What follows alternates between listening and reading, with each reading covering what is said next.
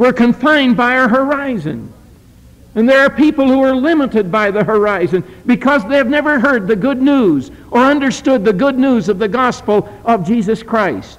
You ask people concerning their experience or lack of experience, just ask them a question about their relationship to Jesus Christ. They might say, well, I'm limited by birth.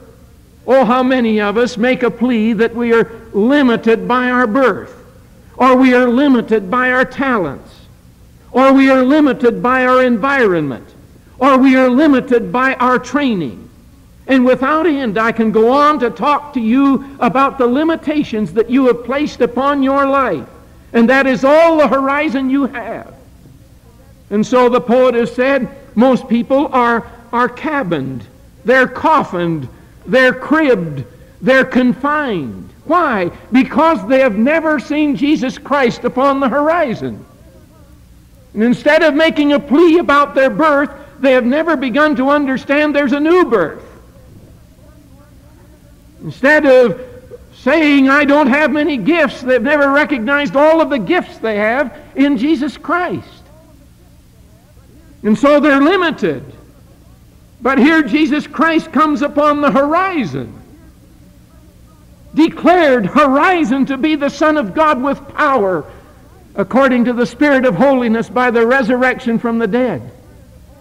This is good news. This glorifies the Son of God.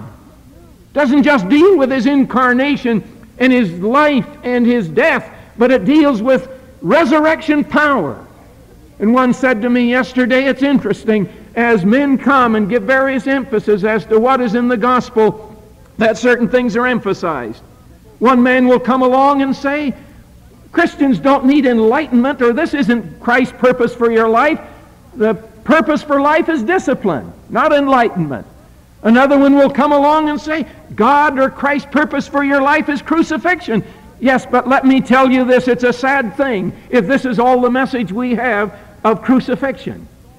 Jesus Christ is not in the Holy Land, and Jesus Christ is not on the cross. If you're tempted to worship a Christ on the cross, he's not on the cross.